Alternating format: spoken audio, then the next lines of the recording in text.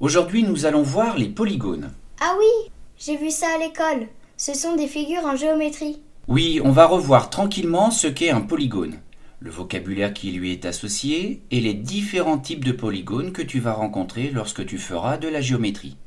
Tout d'abord, qu'est-ce qu'un polygone? Une figure géométrique. Oui, mais cette définition, tu vois, elle n'est pas assez précise. La preuve, voici des figures géométriques. Et pourtant, seules celles de gauche sont des polygones. Ah, c'est vrai que certaines ont des arrondis. J'aurais peut-être dû dire un polygone, c'est une figure qui n'a pas d'arrondi. C'est fait uniquement d'une suite de segments. Alors c'est mieux. Effectivement, un polygone n'a pas de côté courbe. Et comme tu l'as dit, c'est une suite de segments mis bout à bout. En géométrie, on appelle cela une ligne brisée. Malheureusement, tu vois bien que dire qu'un polygone est une ligne brisée n'est pas suffisant. Il manque encore une information pour former un polygone. Ah, je sais. C'est facile. Il faut que la ligne se rejoigne. Oui, on dit que c'est une ligne brisée fermée. Ah, d'accord. Donc un polygone, c'est tout simplement une ligne brisée fermée.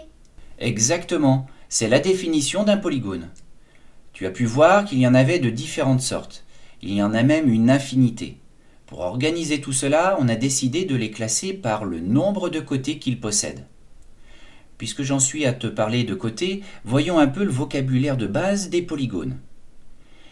Il y a les côtés. Ce sont les segments qui forment le polygone. Leur extrémité est un point particulier qu'on nomme sommet. On peut placer une lettre pour chaque sommet. Par exemple, il peut y avoir le sommet A, B, C et D. Ces points nous permettent de nommer le polygone. Celui-ci se nomme donc ABCD. Et on peut nommer aussi les côtés? Oui, bien sûr, grâce à leurs extrémités. Ici, nous avons le côté BC. Tu remarqueras que j'ai mis des crochets, puisque c'est un segment. Et puis nous avons les côtés CD, DA et AB. Et enfin, il y a les diagonales, qui sont des segments reliant deux sommets qui ne se suivent pas. On dit que ce sont des sommets opposés. Ici, nous avons les diagonales AC et BD. D'accord. Et dis-moi, pourquoi on les a appelés les polygones? Eh bien, ce mot, qui a une origine grecque, signifie plusieurs angles. Et effectivement, un polygone a au moins 3 angles. Pour l'exemple, j'en ai mis 4. Je te rappelle qu'un angle, c'est en quelque sorte l'ouverture entre deux demi-droites ayant la même origine, un sommet. Tu pourras trouver des angles aigus, obtus ou droits. Bon, j'en sais un peu plus sur le mot polygone. Et tout à l'heure, tu m'as dit qu'on pouvait classer les polygones par le nombre de côtés. Tu pourrais me redonner leur nom? Oui, le premier a 3 côtés, donc 3 angles, c'est le... Triangle. C'est facile, on l'utilise depuis qu'on est petit. Ensuite, il y a les polygones à 4 côtés, appelés quadrilatères.